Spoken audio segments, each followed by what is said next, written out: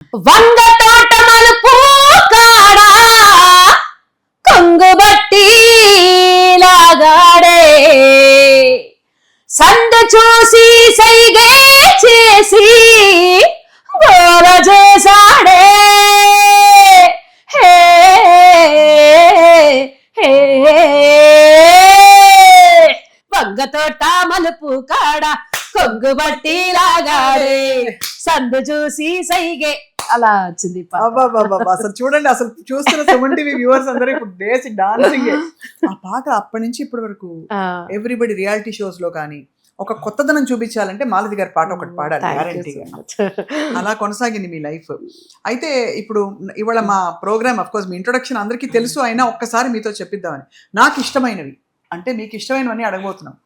ఇప్పుడు ఇన్ని పాడారు మీరు, ఏమేమి భాషల్లో పాడారు? తెలుగు, తమిళ్, తెలుగు, కన్నడ, మలయాళం, హిందీ, తర్వాత బడుగా అనేసి ఒక లాంగ్వేజ్, బడుగా, తుళు. సో చాలా లాంగ్వేజెస్ లో పాడారు కదా. మీ ఫేవరెట్ ఆల్ టైమ్ మీకు బాగా కీర్తి తెచ్చిన లాంగ్వేజ్ ఏది? తమిళ, తెలుగా, కన్నడనా? నాకు కంఫర్టబుల్ వచ్చి నాకు తమిళే. ఎందుకంటే నేను తమిళ అమ్మాయి, తమిళ్ బాగా నాకు వచ్చు. అది లేకుండా నేను ఇన్ని సంవత్సరాలు 13 years నుంచి లైట్ మ్యూజిక్లో పాడుతున్నాను.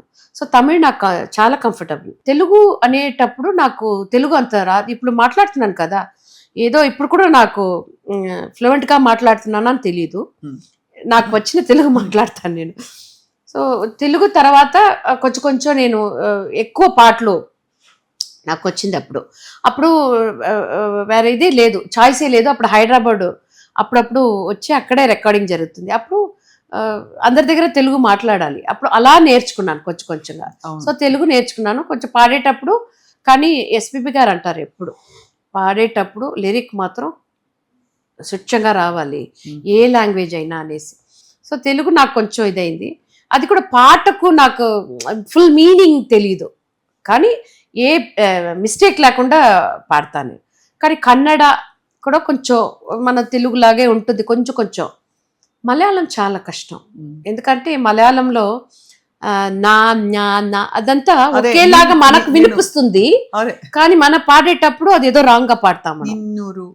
నిన్నూరు ఎన్న ఎవడబోయి అని నేజిల్ ఇది కొంచెం వస్తుంది కదా. సో మలయాళం నాకు కొంచెం. మలయాళంలో కూడా మీరు అంటే హాట్ సాంగ్స్ పాడారా? మలయాళం ఎట్లా ఉంటాయి? పాడిన మొత్తం సాంగ్స్ హాట్ సాంగ్స్. అంతే, మెలడీ అనేది నాకు ఎవరు నన్ను థింక్ చేయలేదు. Malayalam is such graceful, beautiful అలా ఉంటుంది కదా. ఆ లాంగ్వేజ్ లో అందరూ అసలు కొబ్బరి నుండి ఇదంతా కనిపిస్తుంది. మేల్ వాయిసెస్, ఫీమేల్ వాయిసెస్ అన్ని కూడా they are so sweet and beautiful. So మీరు పాడిన హాట్ సాంగ్ ఎలా ఉంటుందా అని వండరింగ్. ఎలా ఉంటుంది అది వర్డ్స్? ఒకటి వచ్చి శంకర్ మహాదేవన్ గారితోనే పాడాను.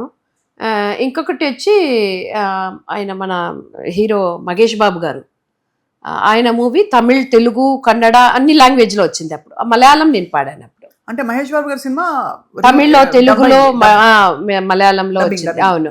దాని తర్వాత మమ్ముట్టి గారికి ఒక స్ట్రైట్ మూవీ, అది కూడా పాడాను. జేసీ గిఫ్ట్ గారు మ్యూజిక్ లో. అది కూడా చాలా ఇలాంటి బాగా హై పిచ్ లో చెట్టుగే సాంగ్సే. కానీ కొంచెం మలయాళం, హిందీ ఇదంతా నాకు మనకు అలవాటు లేకుండా లాంగ్వేజ్ కదా, అదంతా కొంచెం చాలా కష్టం.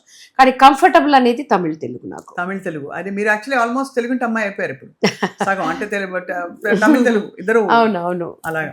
సో మీ favourite all time favourite music director ఎవరు మాలతి గారు? చాలా కష్టం అండి అది. కానీ చిన్నప్పటి నుంచి మనం పెరిగేటప్పుడు వింటున్నాం కదా. సో రాజా గారు ఎప్పుడు ఎవరి ఆయన దేవుడు. సో నాకు అవకాశం ఇచ్చిన అన్ని మ్యూజిక్ డైరెక్టర్స్ నాకు, ఎందుకంటే నా వాయిస్ తమిళ్లో ఒక పెన్మెయినాలే మెన్మెయ్ అంటారు. లేడీస్ అంటేనే సాఫ్ట్ అలా అంటారు కదా, కానీ నా వాయిస్ అలా కాదు. ఒక రా వాయిస్ లాగా నా వాయిస్. కానీ నాకు తగినట్టు సాంగ్స్ నా కోసం చూస్ చేసి అలాంటి సాంగ్స్ నాకు ఇచ్చారు కదండి రాజా సార్. రాజా గారికి నేను 11 songs పాడాను. అందుకనే ఆయనకు పాడాను. ఏ పాటలు ఇచ్చారు మీకు చెప్పండి ఒకసారి. ఫస్ట్ సాంగ్ ఏమిటో నాకు కొంచెం మెలడీ లాగా ఇచ్చారు నాకు. అది వచ్చి ధనుష్ గారు, బాలు మహేంద్ర చాలా గొప్ప డైరెక్టర్. ఆయన డైరెక్షన్లో ధనుష్ గారు మూవీలో పాడాను. రాజా గారికి ఫస్ట్ సాంగ్. ప్రియామణి గారు హీరోయిన్గా చేశారు. ఉన్నాలే தூக்கம் கெட்டு போச்சு ஓ கண்ணால காந்த மீறி போச்சு சின்ன பையா நான் சொல்லி தந்தா கத்தப்பியா கட்டிப்பொடி சுட்டி பையா ఇది ఒత్తిగయా అని చాలా మెలడీ అబ్బా, ఎంత మారిపోయింది మీ గొంతు అసలు, ఎంత స్వీట్ గా అలాగా. అలాగే ఇచ్చారు నాకు. లిరిక్ అర్థమైతే మన వాళ్ళందరూ తర్వాత తెలుగులో కూడా ఇచ్చారు శివశంకరి అనేసి సౌందర్య గారు మూవీస్ ఏటనా టంక్ చలో టనా టంక్ చలో టనా టంక్ చలోనా ఏటనా టంక్ చలో టనా అనేసి అలాంటి ఒక వైబ్ సాంగ్స్ కూడా ఇచ్చారు. ఆయనకు ఒక 11 సాంగ్స్ నేను పాడాను. ఫేవరెట్ అంటే ఎప్పుడు రాజాగా సారు. తర్వాత నాకు నా తమ్ముడు అంటే నా దేవి గారు, ఆయనకు ఎక్కువ సాంగ్స్ నేను పాడిన మాక్సిమం ఆయనకు ఒక 11-12 సాంగ్స్ తెలుగులో పాడి ఉంటాను. అన్ని మార్క్ లాగా అయిపోయాయి. అంటే ఇలాంటి సాంగ్స్ ఎవరు అంటే దేవిశ్రీ గారు, మన మాలతి గారి కాంబినేషన్. దాని తర్వాత తమన్కి వచ్చే కాంచనా పాడాను, అది కూడా చాలా పెద్ద హిట్ అయింది. ఇక్కడ వచ్చి మాస్కో విన్ కావేరి అనేసి తమిళ్లో ఒక మూవీ సమంత గారు అంతా యాక్ట్ చేశారు, అది ఇచ్చారు. విద్యాసాగర్ గారు, దేవ గారు అందరికీ పాడి ఉన్నాను. అన్ని మ్యూజిక్ డైరెక్టర్స్ కు నేను పాడి ఉన్నాను. రెహమాన్ సార్ తప్ప అదే రెహమాన్ సార్కి నేను పాడలేదు. అనిరుద్ గారు ఇద్దరికి నేను పాడలేదు. అనిరుద్ గారికి ఇప్పుడు అనిరుద్ చాలా దూసుకెళ్ళిపోతున్నారు. పెళ్లి కూడా కుదిరింది. కంగ్రాచులేషన్స్ అయితే నిజం అయితే వెరీ గుడ్. సో అయితే మీ మ్యూజికల్ జర్నీ ఎక్కువ ప్రోగ్రామ్స్ ఉంటాయా, రికార్డింగ్స్ ఉంటాయా? నేను వచ్చి 13 years లో నేను వచ్చింది. దాని తర్వాత 1987 నేను ఫీల్డ్ లైట్ మ్యూజిక్ ఫీల్డ్కి వచ్చింది. దాని తర్వాత 2003లో మూవీకి ఎంట్రీ అయ్యాను. ఒక రోజు ఒక మంత్కి ఎంత డేస్, 30 days కదా, మేము 70 ప్రోగ్రామ్స్ అంతా చేసాం. ఎలాగలా? మార్నింగ్ ఈవినింగ్ నైట్ అలా ఉంటుంది. 70 ప్రోగ్రామ్స్ అంటే ఒక నెలలో చేసాం. అప్పుడు ఇది వచ్చి పర్మిషన్ అనేది 10 o'clock పైనే ఉంటుంది మనకు పబ్లిక్ షోస్ అంతా. ఇప్పుడు వచ్చి 10 o'clock ఫినిష్ చేయాలి అని ఉంటుంది. అప్పుడేం చేస్తాం, 6 o'clock ప్రోగ్రామ్ అయిన తర్వాత 9 o'clock అవుతుంది. మళ్ళీ అక్కడి నుంచి వెళ్ళి 11 o'clock ప్రోగ్రామ్ స్టార్ట్ చేస్తాం. అప్పుడు 1 or 2 వరకు వెళ్తుంది. అప్పుడు ప్రోగ్రామ్స్ రోజు ప్రోగ్రామ్స్ ఉంటుంది.